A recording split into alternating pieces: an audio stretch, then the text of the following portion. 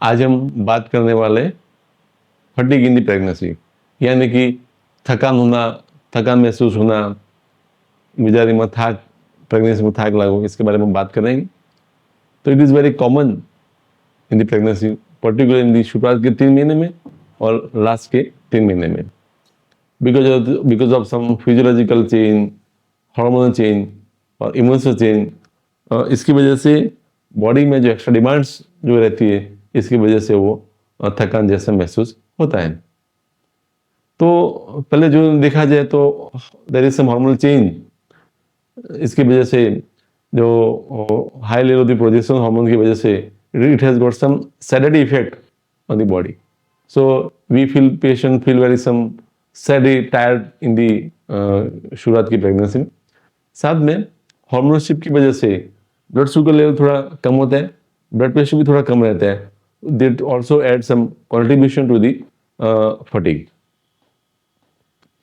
जैसे जैसे प्रेगनेंसी बढ़ती जाती है तो बीबी के रिक्वायरमेंट के लिए, उसको सपोर्ट करने के लिए जो हाई एनर्जी जो रिक्वायरमेंट्स है, that is from the mother.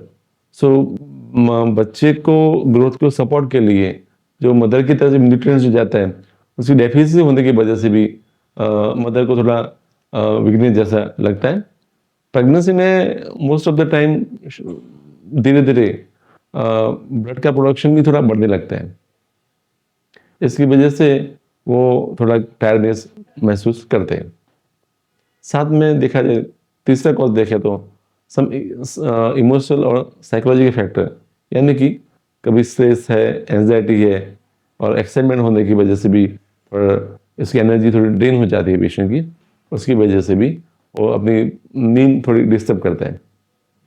Patient pregnancy में क्या होगा, प्रेगनेंसी में बच्चे को क्या होगा, कुछ बच्चे में कुछ खोड़खापड़ नहीं आएगी, डिलीवरी कैसे होगी, उससे थॉट की वजह से स्लीप थोड़ी डिस्टर्ब होने की वजह से भी थोड़ा वीकनेस जैसा रहता है। शुरुआत की प्रेगनेंसी में जो नोशिया वॉमिटिंग रहता है, उसकी that leads to some dehydration, उसकी वजह से भी थोड़ा वीकनेस जैसा रहता है। बार बार पेशाब जाना, थोड़ा हार्ट बर्न यानी कि एसिड रिफ्लेक्स वजह से थोड़ा जलन होना, that disturb some sleep pattern, और उसकी वजह से भी स्लीप की क्वालिटी थोड़ी डिस्टर्ब होने की वजह से भी थोड़ा टायर्डनेस जैसा रहता है।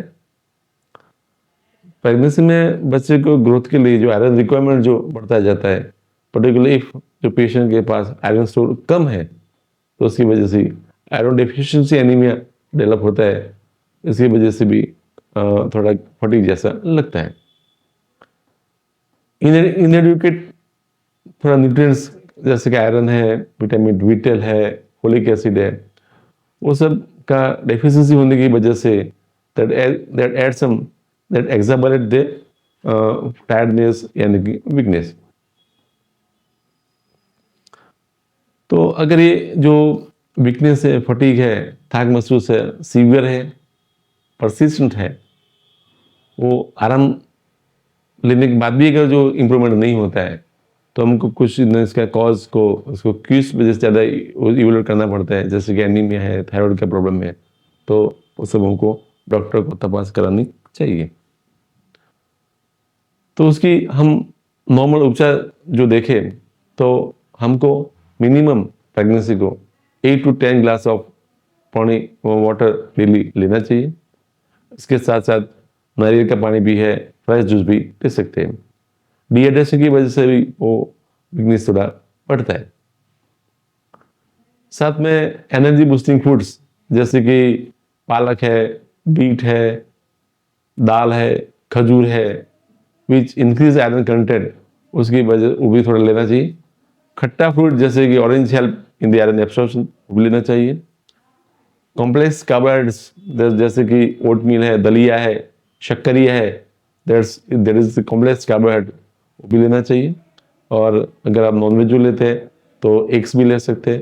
तो नॉनवेज नहीं खाते हैं तो बादाम है, काजू, पिस्ता, सीड्स અને દહીં भी ले सकते, पालक, that all increase the iron requirement of the body। पूरे दिन में दोपहर को 2 मिनिमम 2 कलाक 2 आवर्स भी रेस्ट लेना चाहिए। उसकी वजह से हमको रेस्ट की वजह से बॉडी को थकान कम होती है। अगर हम घर पे कर सके तो योगा है, नॉर्मल चलने की वॉकिंग एक्सरसाइज है, स्ट्रेचिंग है। तो लाइट फिजिकल एक्टिविटी करने की वजह से जो बॉडी का जो सर्कुलेशन है वो इम्प्रूव होता है और इसकी वजह से एनर्जी लेवल बूस्टअप होता है। तो जो वीकनेस है वो इम्प्रूव होता है। प्रेग्नेंट लेडी को हर 2 या 3 घंटे में कुछ कुछ थोड़ा थोड़ा खाना लेना, स्नैक्स लेना चाहिए। बनाना है, बादाम है और टोस्ट है। खाने में 2-3 घंटे में तो कुछ कुछ लेना चाहिए। तो कांस्टेंट ब्लड शुगर लेवल एक मेंटेन बना रहे और जो एनर्जी क्रैश जो होती है वो नहीं होगी। तो थोड़ा खाना है और बार बार खाना है। अगर आपके आसपास का एटमॉस्फेयर सराउंडिंग वेंटिलेशन नहीं है तो उसको वेल वेंटिलेटेड रहना चाहिए। और you take this some cotton wear loose clothings, तो उसकी वजह से वो हमको आराम मिलता है। हो सके तो लेमन जूस 1 ग्लास पानी में लेमन डाल के शरबत जैसा बना के भी थोड़ी थोड़ी सिप लगा के हम ले सकते हैं। That is increase our the refresh our the boost of the energy. So it is very important. अगर हो सके तो रात को सोने के 2-3 घंटे पे कुछ हैवी डिनर नहीं लेना है। और हमको प्रेग्नेंट लेडी को ज़्यादा चाय है या कॉफ़ी है वो नहीं लेना है, क्योंकि that make the fatigue weakness ज़्यादा बनाता है। अगर आपको प्राणायाम कर सकते हैं या कोई मेडिटेशन है और good some loose listening music सुन के भी हमको that reduce our stress level, so it conserve our energy. So ये सब जो है वो that increase our the energy requirement.